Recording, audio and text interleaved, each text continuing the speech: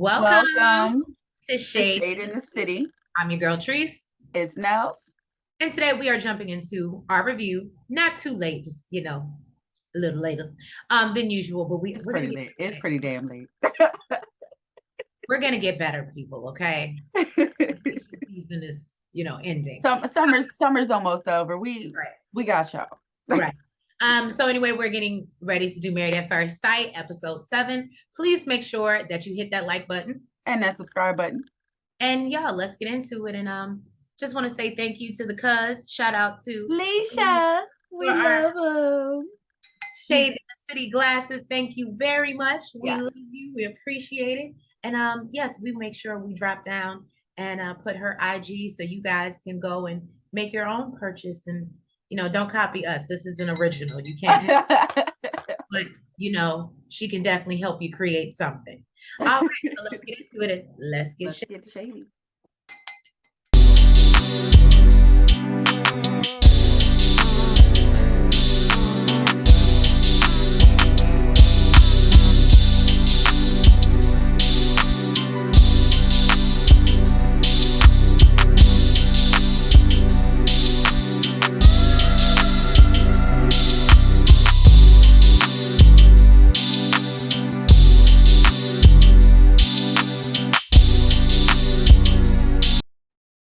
So we start this episode off and we see our couples leaving Mexico.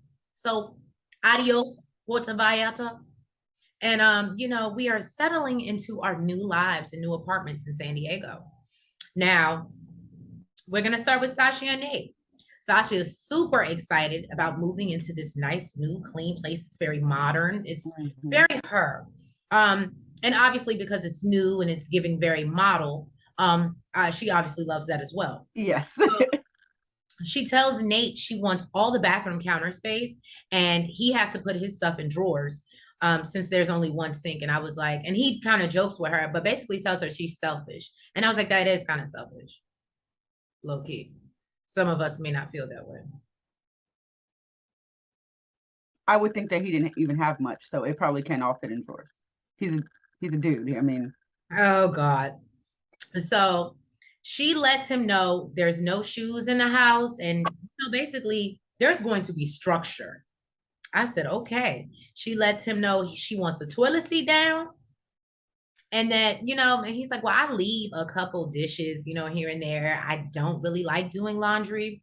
And sometimes I'm so tired when leaving the gym, I just want to get in the bed. And, I just want to get in the bed. I don't want to shower. I said, okay, Bao, what we're not doing is coming in after the gym, working out and not washing our ass and getting in bed. Her face was just pure disgust. Yes. She was like, really? That's like, luckily she was above him, because if he saw her face. Now, Stasha wakes up in the middle of the night and realizes that Nate has left the toilet seat up. It's only been day one. And basically she's like, I'm gonna have to talk to my husband about this because we just had this conversation.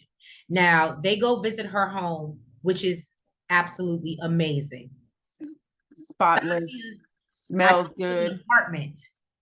It looked like a house to me. Either way. No, I think it is a house. Either way, it's goals. It's goals. It was an apartment. It was giving house. Goals. Now he walks in. He's like, it's clean. Right. Ooh, and it smells good.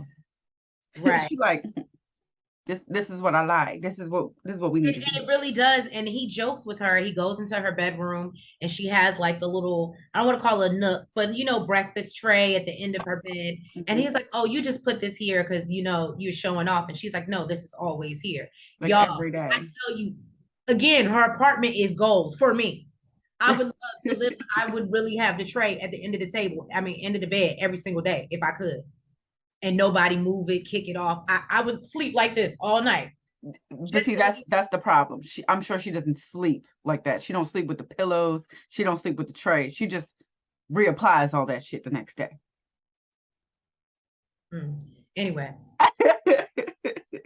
So yes, I was absolutely here for it. They get into this whole discussion about the espresso machine. Now she, wants the $700 espresso machine, and they start to go, back and forth about finances. And he's like, well, I just don't really feel like that's a good investment. And then he's like, and she's like, well, he starts doing the math where you go get what? A latte, $6 every day down at the local coffee shop. That's 2,400 a month that you're spending in coffee.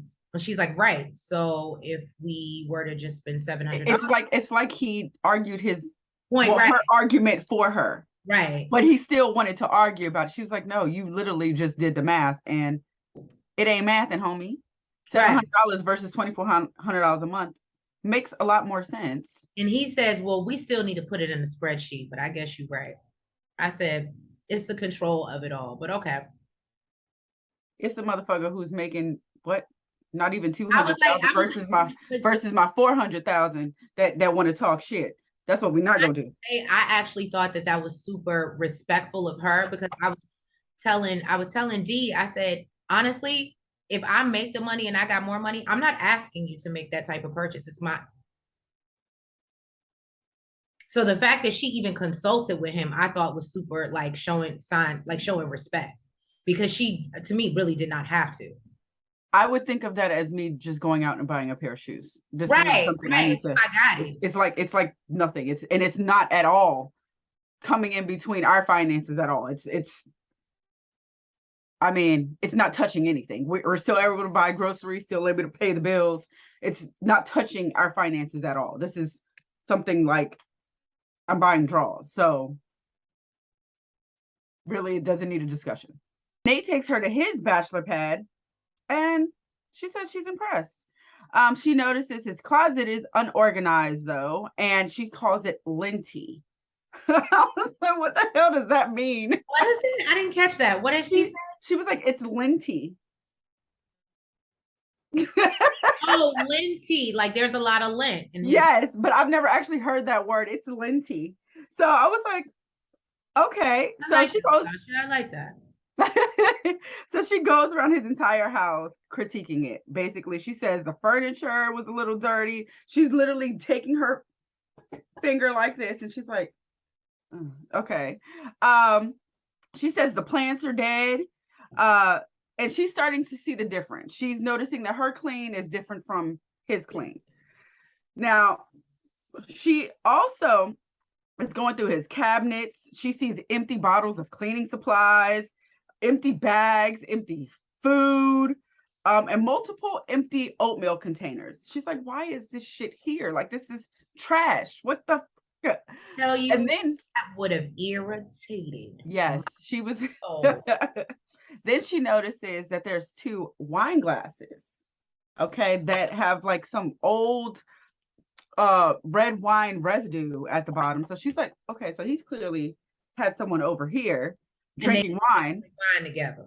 Exactly. Like, who the fuck was it? I bet you it was the bestie. I wouldn't be surprised. But the point is, it was nasty as fuck. Why do you have old wine in your glasses and you have them up in the cabinet? So if you couldn't get it out, throw the glasses away. The hell? Buy some more. You make bread. But he's letting her do her thing. I was surprised. I was shocked. I thought he was gonna try and go behind her, like, and explain himself, but he's just sitting there just letting her do her thing. Right. So then Pastor Cal stops in to see them, and he says, you know what, y'all look good together. Y'all looking cute. And he's like, you know what? I'm liking this on you. I like this smile. She's like, I had a smile before. No, you didn't. And he was like, no, yeah, but it wasn't like this. Like, you definitely have. Exactly. It was totally different. So he asked what their goal is for marriage. And Nate says, to be on the same page and, just to help each other, and be resourceful. Because she has certain skills and he has certain skills. Stasha says to be financially free and create generational wealth. Who is that reminding you of in the show? I can't remember his name. The little Asian kid. Oh, Ben. Ben. Right. I don't know these matches. I mean, you think they're mismatched? I don't know. Sometimes I do feel that. The thing is, I don't think, and this is just me, I see what you're saying, and I can see how it could work, but Stasha wants to spend $700 on her, and Ben would have never worked. And I don't think she would have been attracted to Ben, just being honest. You have a point. You do have a point. So those two, but I see what you're saying though. Because I could see. But see, Ben makes money, but he still don't make $400,000 a year. So he still wouldn't have been able to. Just like Nate. It doesn't matter if he still wants you. She can't wash her clothes during certain hours per week. That's because right now Ben is the breadwinner. I don't think he cared. I mean, it's like, I don't give a damn if you make $1 million a year. Hey, turn them lights off. No electricity. For millionaires, because we save $2 a month. You know what? We'll wait till we get there. Right. So, okay, Pascal asked Stasha how she feels about Nate's income. And she says she's fine with it. You know, it's workable. Workable. Exactly. And she also says that it exceeds the number that she gave Pascal, which is great. Apparently, you know, she was aiming low. Now, she does mention that she had a conversation with Pascal and Dr. Pepper about children. And when she had that same conversation with Nate, you know, he was a bit hesitant. They wasn't really on the same page. Like, basically, I told y'all I wanted a man that was ready to have kids, and this man ain't it. He ain't ready. So there's a miscommunication somewhere down this vine. Now, apparently, he wants to reach a certain point in, like, his income where he says he's about making like $150,000 a year right now, and his ultimate goal is to make $250,000. And at that point, he feels that he would be ready to have a kid because he can provide everything that a kid needs. Now, she tells him like she almost doubles that. Almost. I mean, she makes 415, he makes 250. So we're ready. And Pascal is telling him, you know, she's not saying you make this amount and she makes this amount. And we. She's saying it's we. You know what I mean? So hop on the bandwagon. You need to. And regardless, he lets him know that with what you make, you can still provide the things that you want to provide. There are people out here doing it. I was gonna say making much less with multiple children, multiple kids, and keep having them. Exactly. So he lets him know that he's not thinking like a married person. You know, he needs to get in that mindset. Which Sasha did tell him on the honeymoon. Then Pascal wants to talk about intimacy.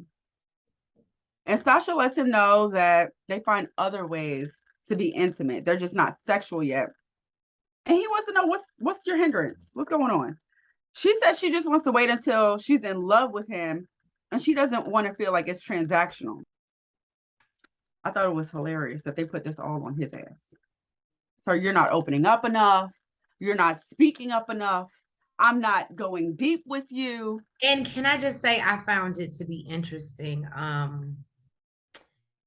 I think that it's kind of wrong to expect him to, because she kept pressing him on his mom.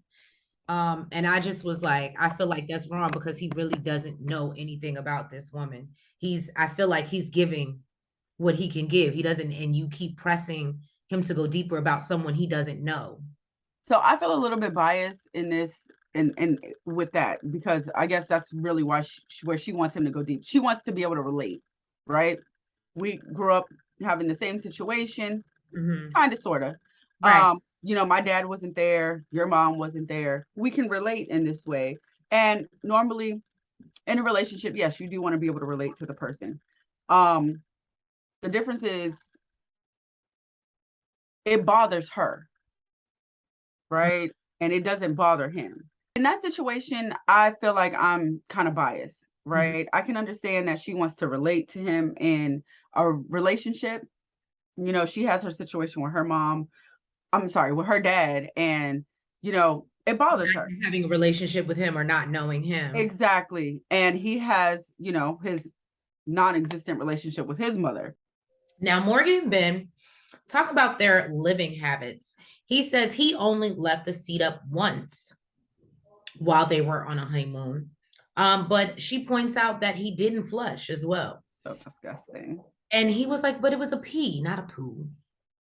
And she's like, well, would you want to look at my pee? And I was like, that's kind of true. So you know how okay, this is so random, right? You know how last night was certain words that people can't say or can't hear, right? Right. I feel like I would have been more comfortable with him saying a number 1 or a number 2. Okay, yeah. Yeah. I can understand that. She says, she's not super clean, but her place, her place looks lived in, but she's not messy. Mm-hmm. Ben asked what time does she normally do. Wait till you have kids. Right. He asked what time does she normally do laundry, and she says she usually, does it before she wakes up the next day. So obviously overnight. He's delighted to hear this because he says, I'm down with you doing laundry anytime before 4 or between the hours of 4, like peak hours are between 4 and 9. So basically, as long as you are not in between those hours, we're good to go. And she's like, oh, I can, compromise and agree to do my laundry before. And he's like, that's love. Right. That's love. and he talks about how you save $2 a month. Okay. He also tells her he wants her to unplug their things between those hours as well. Y'all, this is when, and you could tell he was losing her. She was trying to stay on board, but you could tell that he was losing her. She's like, what does that mean? And he's like, like gaming systems. And she likes to play her video games. So and look, she was super quiet at that point. She's like, and he's like, well, you do that. You ain't got to do that. Yeah, because we know you like to play your game. So. And then he says he doesn't want any lights on in the house before 6 p.m. because they're in San Diego. And he encourages her to open the windows and use the natural sunlight. It's giving Mitch. Anyway, so him and Kristen might have been better together. So then, he goes and literally she says, at this point, I think she's over it because she realizes like, okay, I gave you an inch and I was trying to compromise. And now you're like reaching. So she's like, I'm going to take a shower. I need to leave this conversation. And as she goes to take a shower, this man is walking around the house, turning all the lights off, and even comes into the bathroom and turns off the lights while she's in the shower. I couldn't do it. She was like, no. What we're going to do is take a shower with the lights on. Yeah, that was... Next, they head over to Morgan's place. She lets him know, look, we're bringing this espresso machine. And he's like, well, this looks like a lot of electricity. How many watts is this? And she is giving him the look of death. Okay.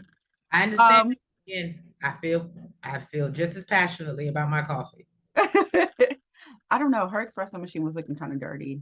I don't know if it was me or I don't know if it was dirt or rust or what it was. My machine. If I could put like some little pre-made cups with Pinot Grigio in it and just put it in it and just have that. You heard it here first. Don't try to patent her own. Don't try to patent her shit. Don't you do it.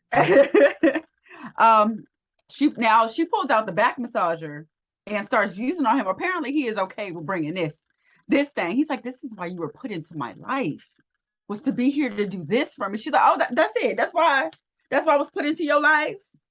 Now Ben is looking around wondering where the hell the cat litter is. He's like, it smells good in here. It don't smell like no cat litter. I know you got a cat. And he starts asking all these questions about where the... Yeah. He's like, where does the cat pee? She's like, in the litter box. They use a litter. Yeah, but I mean, you don't pee on nothing. Like, apparently he had a bad experience with a cat. Okay. And he's just worried that this cat is going to pee. The cat ain't pissing on his stuff. Exactly. And I can understand. I'm not a cat person, so I get it. But they are. I grew up with a cat though. I mean, I've had cats. Like I'm not a cat. I've never seen a cat piss on anything but a litter box. I've never seen a cat piss anywhere else. They're sneaky. Oh, okay. Cats so maybe you realize it was cat piss. Okay. Cats can be sneaky. Okay. Now Max finally shows his cute little face, which is her cat. Basically, he's like, he's cute. This is gonna be my little son. My little cat son. Now, he's like, he's going to be cuddling up with me more than Morgan. Just watch. This is going to be my baby. So then Pastor Cal stops by their house And he's like, look, I need y'all to be real with me. This is a no BS zone. Okay. And wants to know what marriage looks like for them. And, you know, because on their honeymoon. yes, they had some challenges, some challenges on their honeymoon. As and well. Morgan says she believes, you know, it was a miscommunication. He thought she wasn't a nurse, even though, you know, she told him numerous times that she was. But it was due to the fact that she wasn't done with her bachelor's program and she had one class left. She explains that she has her associates, which allowed her to get her RN license. Now, I know we had this conversation before whether she was an LPN or RN. She is a registered nurse. Okay. She explains that, you know, apparently Justin thought that meant that, I'm sorry, not Justin. What's his face? Ben thought that this meant that she wasn't a nurse. So he decided to go have this conversation with Justin. And you know what? He's like, you know what? Look, long story short, I overreacted. Right. Okay. And I really shouldn't have brought anybody else into her shit, or at least I should have had a conversation with her first and made sure it was okay before, you know, I did that. And she said she felt backstabbed. She was upset going into the conversation because they promised they wasn't going to discuss family or finances while on the honeymoon, and that's the first thing that came up. He didn't want to have surface conversations. He wanted to get below the surface. And I feel Morgan. She's like, look, let's just have a good honeymoon first, and we can get to the real shit. We got 2 whole months. You can't make a decision until 2 months. So let's have this great time while we're out here in Mexico. We're worried about family and finances when we get back. Exactly. And he just couldn't do that. Yes, because like Trish said, he wanted to get below the surface. Pastor Cal explained that it takes time to learn how to be married, and it's not something, you know, that is just done overnight. So Ben apologizes once again and takes ownership, and, you know, like I said he should have got permission first, but basically tells her that, you know, he didn't know how to be a husband. He didn't know that, you know, this is what you're supposed to do. You're supposed to put your wife first. This is something that is learned behavior. So he tells Ben not to basically beat himself up because you've apologized numerous times. Yes. And, you know, you have to leave space for people to be human and make mistakes. And that's what this was. It was a mistake. It was a very big mistake. Okay. And so we are all in agreement that we are forgiving Ben, because I don't think Morgan knows that, but we are all in agreement that we are forgiving Ben and moving forward, but we'll see what happens. Because I don't think Morgan forgive him. I don't know if I really I feel like I never really gave a damn what my dude talked about with his homeboys. Because at the end of the day, I'm not going to ask you permission to talk to my homegirl. That's what she there for. Yeah, so Morgan feels a lot better, you know, after Pascal was like, yeah, you know, let it go. Let it go, good. And he's like, you know, are you okay to snuggle? Are you okay to show some PDA? She says yes, she is. And she feels like, you know, like they're back on track. And apparently Ben feels the need to YouTube. How PDA. to touch your wife. Yeah. Yeah. Because he feels like he should do like he does on the basketball court. And Ben is giving that he has, I know he said he's never been in a toxic relationship, but sir, you haven't really been in too many relationships at all. Period. Kristen and Mitch seem to be a lot closer and both excited about their new home. Now, they talk about how this place has more amenities than where they both currently live. Apparently, they both don't have a dishwasher in their apartments, which I guess is, you know, save water. So I get it. Okay. They share that, you know, love for the earth. That's dope. She comes out the bathroom to get in bed. Aren't you still using a bunch of water to wash your dishes then? I guess maybe you're not using water and electricity. I but swear to you, I debated the same thing in my head after watching it. I was like, well, are you really saving that much? And I was like, I can't go down. Well, I know some people like wash their dishes with like a sink full of water. I'm not one of those. I waste water. Okay. She comes out the bathroom to get into bed and notices that there's a condom on the floor. Now, and Mitch admits he did take some from the honeymoon suite. And basically they laugh because clearly they've come a long way in their marriage where now, condoms just falling around on the floor. And before he wasn't attracted to her, didn't even want to touch her. And now he's bringing condoms. So I It was be like, like okay. that. Huh? Listen, and I feel like this is why I fuck with Mitch. And I've originally fucked with Mitch because I am the type of person I have to have a connection with you before I fuck you. I am. Now, even if you're not attractive to me, let's not get it twisted. Initially, yes, I need to be attracted to you. But like, say like you the homie, right? Or I get to know you, or I know you through someone else or whatever. But we build a connection. I'm going to get attracted to you. So that physical attraction shit is it's bullshit. It's bullshit. But emotional connection is yes. I Mitch, we're here. We're here. I know you think he's an asshole, but we're here. I don't know. I can't get on the Mitch bandwagon, especially after he takes Kristen to his home. Oh, now that I know. Which Mitch calls his ocean cabin. Oh, I had beach cabin, his beach cabin. Oh, whatever the fuck. It's definitely giving when you think of beach cabin, you think of some nice shit. It wasn't giving that. It was not. It was giving dirty cabin. Right. With that, we're here, Mitch. We're here. He has his four. First of all, this place is so small. So I have a thing with let me tell y'all, I could never be a hoarder.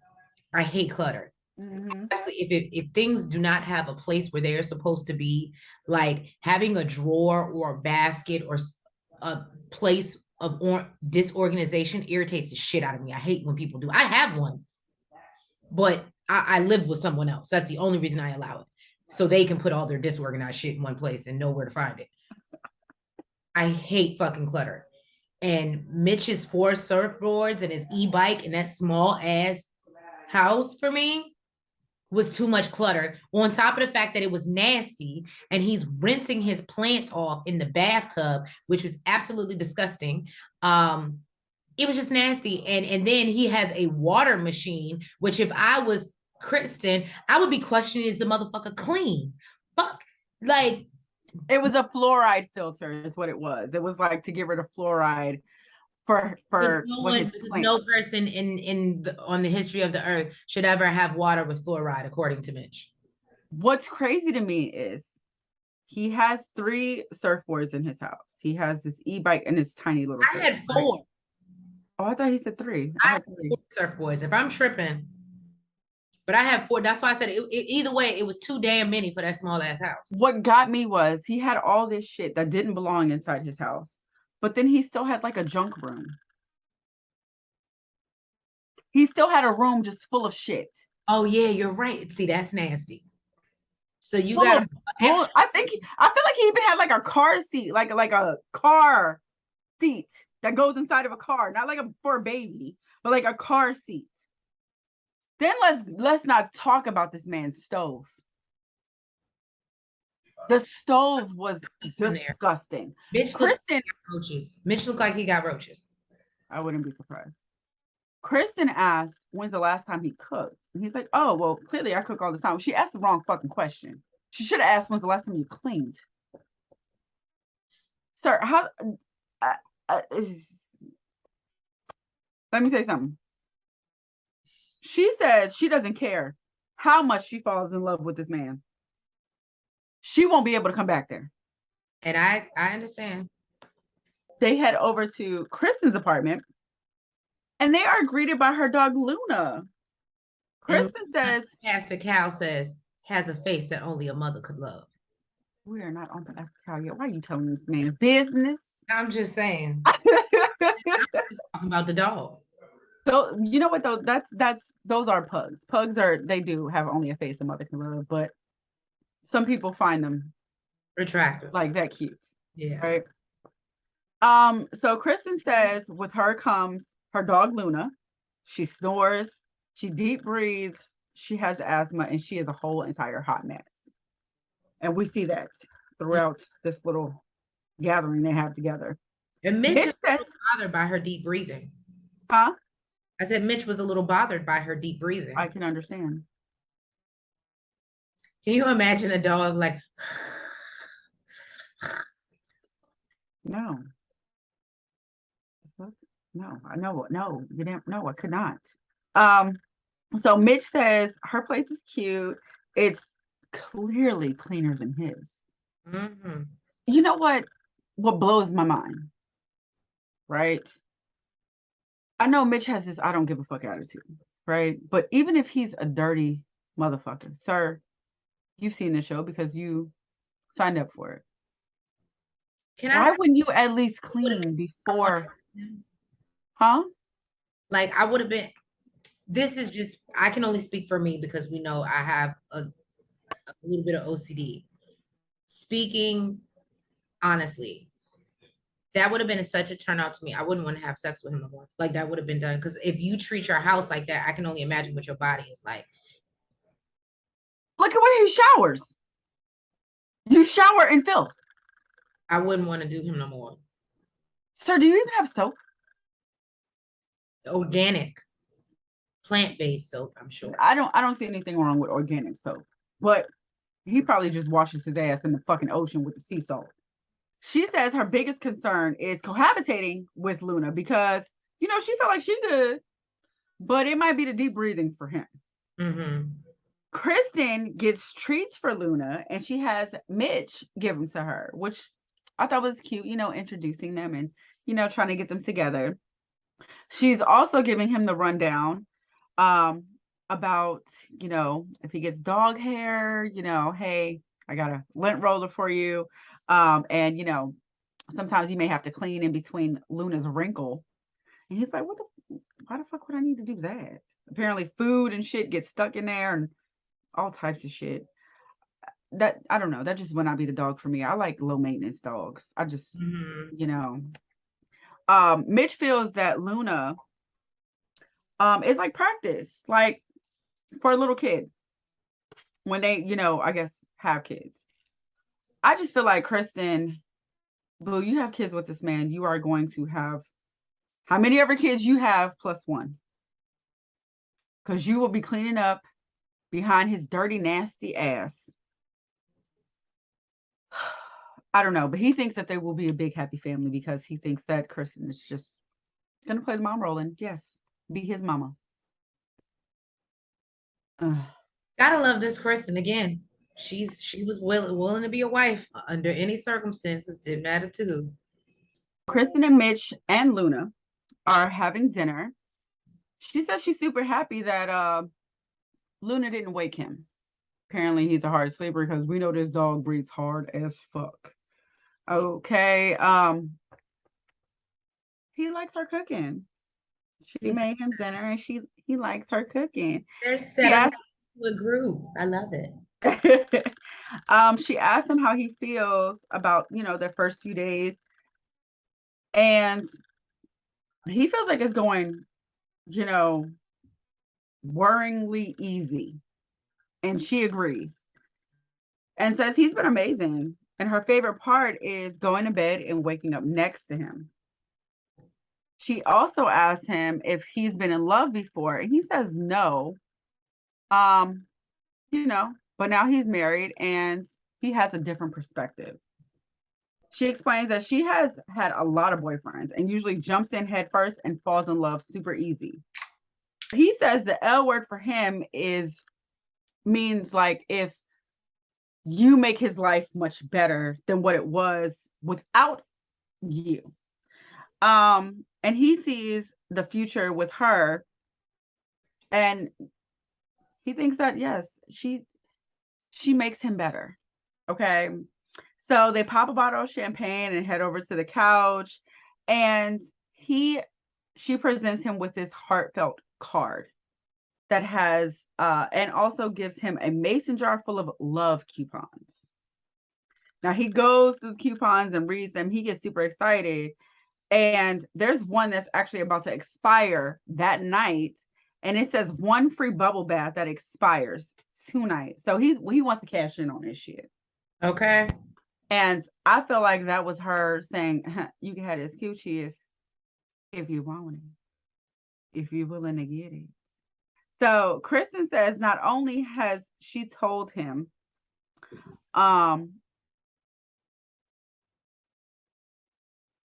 Kristen says not only has he told her, but he has shown her all the things that she needs to see in order to move forward with him physically. And she already knows that she's gonna fall in love with him. So really, she don't give a damn. She ready to give up them cookies. Okay. Okay. It's all in. And it's crazy. So as we go into Pastor Cal coming by to visit and catching up with Mitch and Kristen, she talks about the honeymoon and how it started off super rocky, but it ended on a better note. And I was like, so he had to I feel like, you know how some people feel like because they didn't go through something, then it like I feel like Kristen gives me that, like, I have to go through something for me to feel like it was worth it. So even though he treated me like because they get and they're on the other side of it, she's like, yeah. And she's ignoring the fact that he was a whole asshole. I wouldn't call him an asshole. He just wasn't physically attracted to her in the beginning, and he was honest about it. I forgot I was talking to the wrong person. I have to know my audience. Why? Mitch does talk about his commitment issues and running scared. Pastor Cal says he loves how they recovered and asks how they feel about the marriage now. Now, Kristen says she's very happy that they've consummated the marriage, we learned. Of course, we knew that from the night they got in the bathtub. And I said, if I were Kristen, that's why I made that statement earlier. I'm gonna have to make sure you wash your ass before I do it to you. If that means I got to get in the tub with you, then that's what we're gonna do. If that means I gotta wash you while we in the tub, right? That's what I'm gonna do. Now, yeah, Mitch says they're still taking it day by day. However, they still have not discussed any plans past the 8 weeks. Pastor Cal asked why, and she said that she fears making too many plans in advance because he may just get up and get on a wagon and go for Tijuana. And so Pastor Cal is like confused as to why she fears him leaving. And she just, basically was like, because he keeps telling me, like, basically don't pressure him. So Pastor Cal says that the marriage is up to them and there doesn't have to be any pressure. Kristen says she just wants to make sure that their values align. Now they talk about finances and they actually whisper to each other how much the other one makes. Mitch knows she makes more, but he, however, didn't know that she makes double of what he makes. So, but he said he's comfortable being the he don't care that he don't make the most money. He said it take the pressure off him. And I said, is that what you got from it? Okay. And Kristen says, well, I told you when we did the interviews, when we met, that I wanted someone that was, passionate about their job and not just working to pay bills. She just wanted to make sure they didn't have a lot of debt. So Mitch is, I guess, what she asked for. And basically he said he's happy where he is and he brings up kids. And Mitch says he wants to do it in a couple years, where Pastor Cal is like, but bro, you're in your 40s. Like, let's be realistic. Kristen, all her friends are having babies and married, and she would like to do it if it was her terms within the year. So I think that might be a little point of contention, but he basically tells them that they need to start talking and acting like they're married. And then he talks about how they both also haven't said I love you as well, which tie in together with the fear thing that he was talking about, and how, again, y'all need to act like, and it's okay to say love and fear can't coexist. Right. Shout out to Pastor Cal with the wisdom. Now, Alexis and Justin are looking around their new digs, and she asks Justin what is missing for him. Now, he says 2 animals. He says he likes it because it's high ceilings and he won't hit his head on the ceiling fan. And Alexis laughs because obviously only tall people realize tall people problems.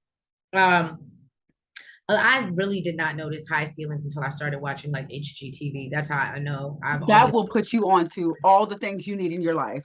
Right. So Alexis finally realizes the missing link is the dogs, of course. They're hoping that the dogs will get along and be best buddies. But Justin does say they may not click like that. Now, Nels have picked up on this, and a couple of other people that I've talked to that have watched the episode picked up on this. I didn't really think that he was stressing it that much, but apparently he was. Not to her, but to himself, he was. So Alexis says she's super excited to show her place and her, partner in crime, her baby, Mr. Newton.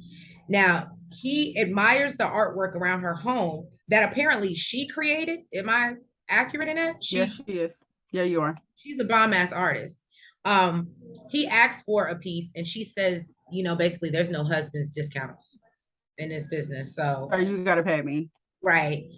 So she shows him her closet and basically tells him she'll be there to catch him when he passes out. And we do see that her closet is, again, for me, I might have had an anxiety attack. It was too much. I don't know how she finds anything. I don't know how she pulls anything out. It was too much for me. And I can understand why it might have been too much for him.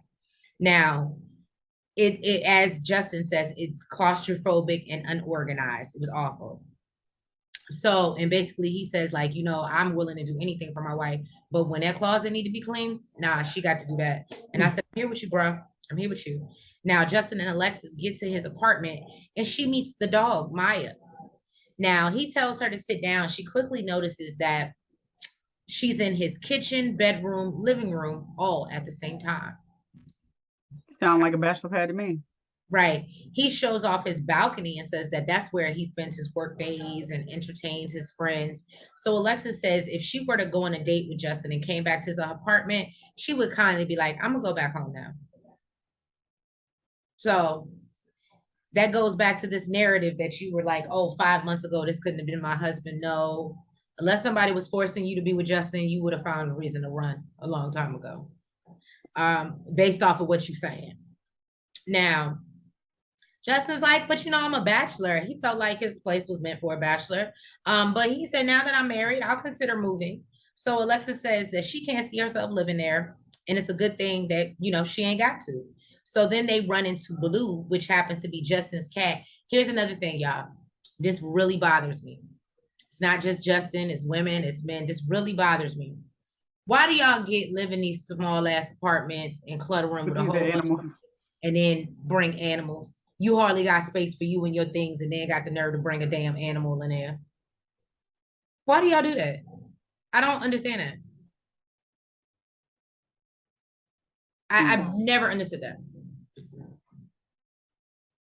It is just beyond me, y'all. I just, Shade Squad, drop in the comments. Let me know why y'all do that. Anyway, so now Alexis and Justin get back to the new apartment with Newton, Maya, and Blue. You can tell the vibe is off with Maya and Newton, and Maya isn't really feeling Newton. So as Justin has the two dogs near each other, Maya attacks Mr. Newton, and now his eye is bleeding. Let me tell you something. I've had a small dog. I think Alexis handled herself very well. She did. Because let me tell you something. Man, my baby would have been done. It wouldn't have been a motherfucker, don't talk to me. Don't touch me. You knew you had a vicious ass animal in here. You didn't forewarn me. You made me think it was okay. And now my baby is hurt. And that's my job, is to protect it. Oh. No. What got me is she ran out and she's like, what happened? He's nothing. And kind of smiling and like, nothing. You think that's a joke. You think it's a game. Let me tell you something. I have a small dog who's not normally like around other dogs, right? But if I was dating somebody who had a dog or another animal, whatever, I would let them know, hey, my dog is not used to being around other animals. So I really don't know how they're going to act, I would love for them to get along, but I would put it out there and let them know, look, I don't know how my dog is around other animals. So I don't know what to expect. And you shouldn't either. We're going to have to maybe hold them and like, you know, have them get to know each other before we're just like, hey, we're integrated. And I feel like that's where Justin failed. And you can tell that he knew. I don't give a damn what nobody says. He knew. He kept his dog on a leash and held his dog the entire time.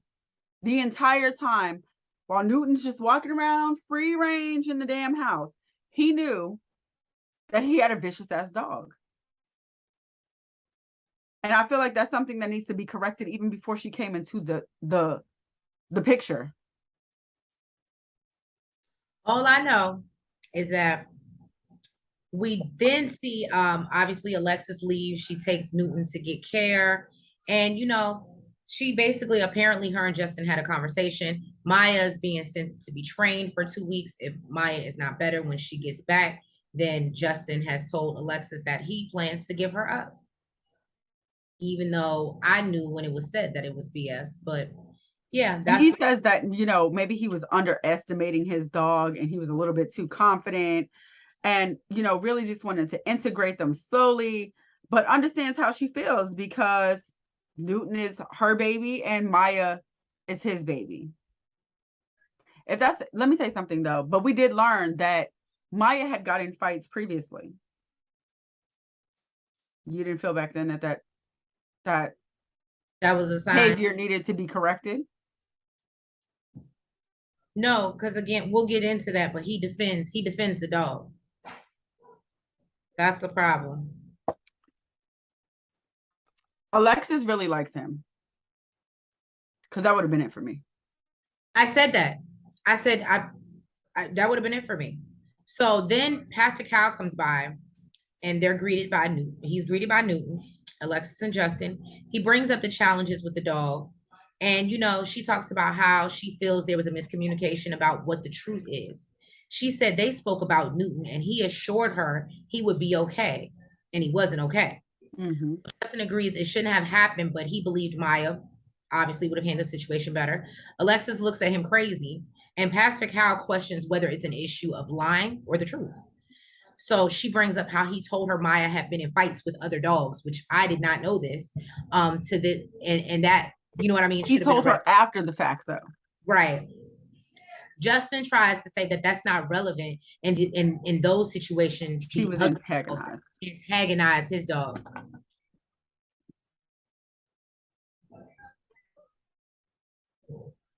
Irritated. Sir, let me tell you something. You stood there holding your dog on a leash while your dog attacked my dog and told me nothing happened. So for me to believe that those other dogs antagonized your dog in order for something to happen, to me, sounds like bullshit. And regardless, who the fuck cares? Is it okay for us, if somebody's antagonizing us, to hold off and punch somebody in the face just because they're antagonizing us? Right. Alexis explains that her problem is he tells half-truths. And she wants him to be more forthcoming and say, you know, this is what it is. Like I said, like he could have said previously, you know, she's been in fights, but it's a, you know, I don't think it's a big deal because she was antagonized before. Mm-hmm. And Justin begins to get emotional and says, you know, right now he feels super crappy as a dog owner alone and should have paid more attention to the signs. He says the first time those things happen, you know,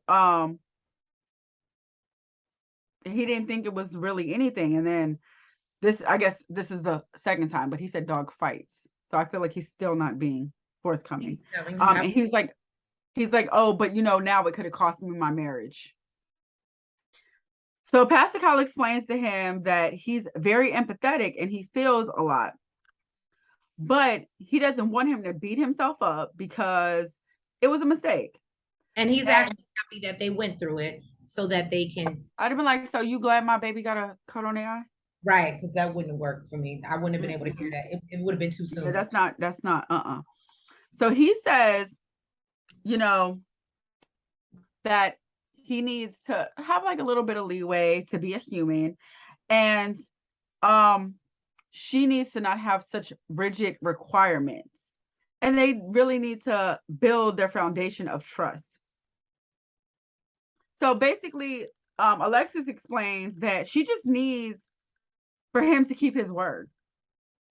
Okay. She's really not trusting anything he says right now, and she needs for him to keep his word. And that means if shit don't work out with your baby getting trained, you gonna get rid of her.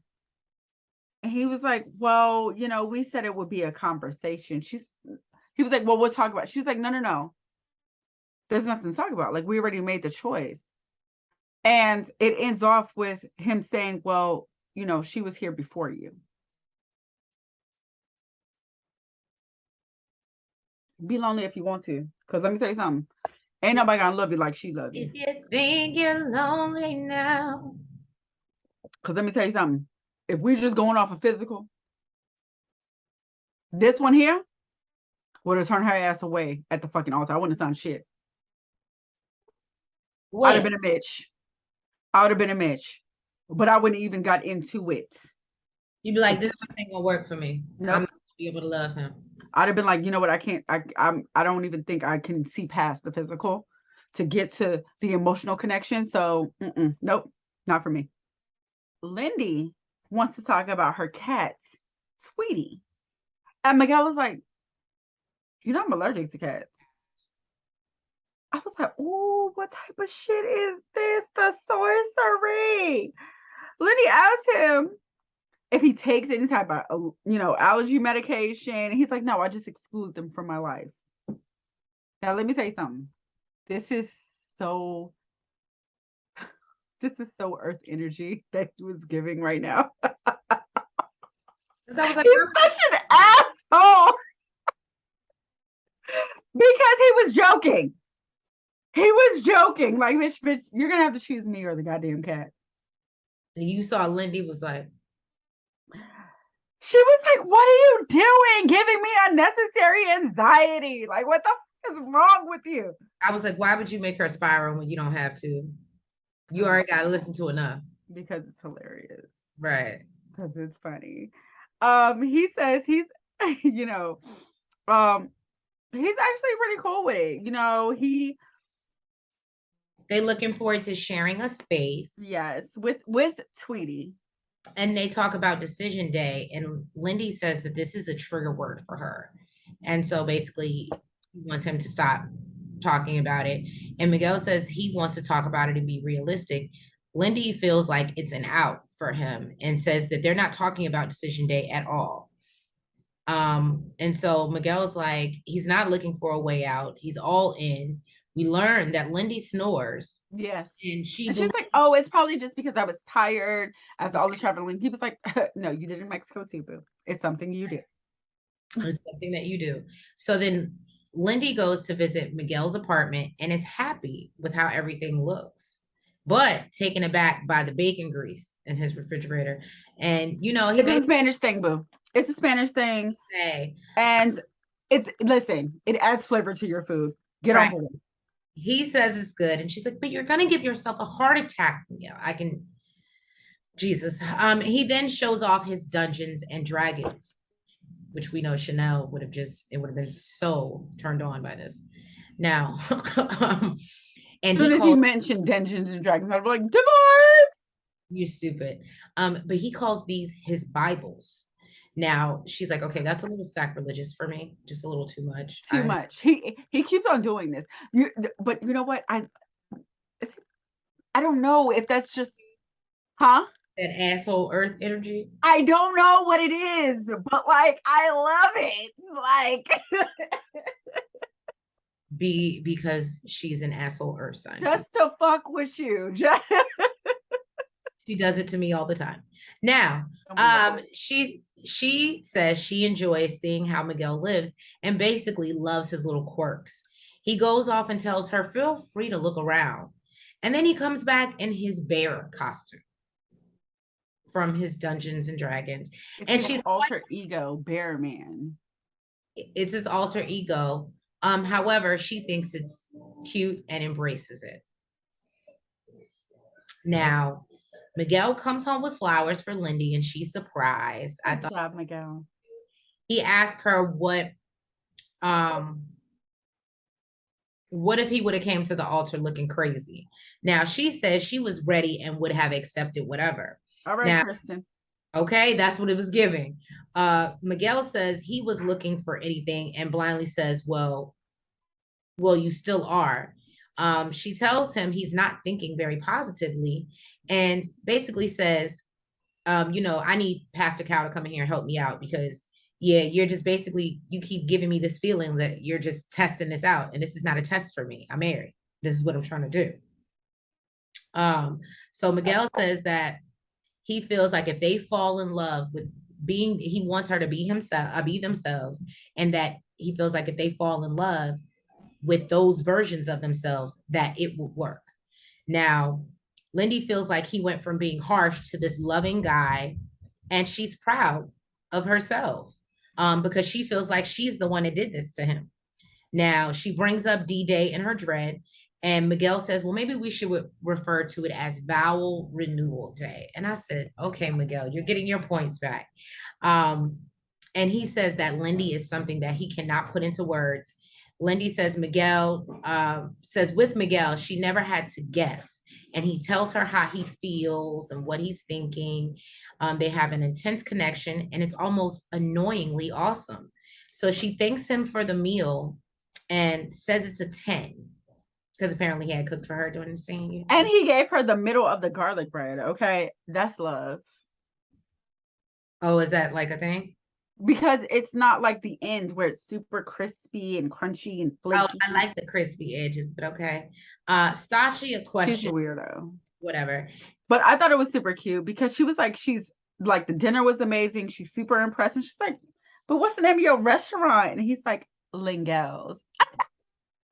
Oh, I didn't catch that. That was cute. Yes, Miguel. Yes. I like their energy. She was like, okay, so that's our hashtag. Lingel. Look, don't try to steal it. You're funny. They both love marriage so far, but Lindy said everything is going so well. She's waiting for issues to see how they handle it. As we know, she was going to marry anybody and willing to work through whatever, even if he looked like a troll. She was willing to get past it.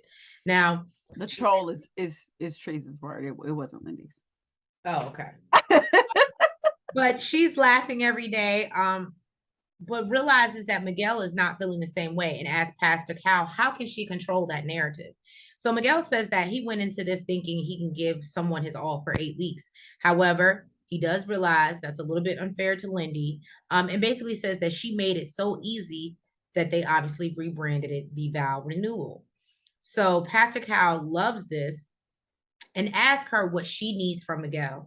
Lindy says if conflict arises, she needs Miguel to stay sturdy and not tell her that. Miguel talks about how he doesn't really know if he can honor Lindy's request because, he's done this before in past relationships where he's just held in how he felt, broken up, and then they're looking like, well, you didn't even say anything. You just explode one day. Right. And he also talks about how, his friends basically referred to him as a doormat. Because he doesn't say anything and lets women do what they want.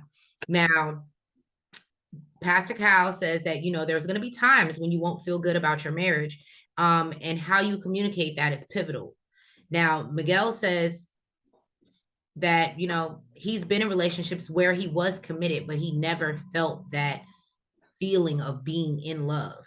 So Lindy says she feels pressure that every time he gets upset, or, anytime he's not happy with her, they argue that he's not going to love her anymore and basically needs to keep his disdain to himself. And Miguel says, basically, I'm not doing that. I'm not about to walk on eggshells to make you feel better, is what I got. Basically, but I feel like it has a lot to do with the fact that Miguel feels like love is a feeling and she feels like love is a choice. That's a good one. Thank you for tuning in to another review of Married at First Sight. I was about to say Shadeinthecity. I was about to say you look. We forgot what it was. I know I did. That's how you know we need to come back. I started to say Ready Love. That's what happens when you've been on vacation too long. You don't know what you're doing. You come back to the office. So yes, thank you guys for tuning in. Please make sure if you have not already that you hit that like button, You comment you subscribe, and hit the notification bell. and yeah, please make sure that you're following us on all of our platforms, our TikTok, our Facebook, IG. I said Twitter. Make sure you're doing all of that. We appreciate you. Thank you. And we will catch you next time for another review of Married at First Sight. Have a good night and a great week. Bye. Front, back, side to side. Make sure you go like and subscribe. Front, back, side to side. Make sure you go like and subscribe. Hey!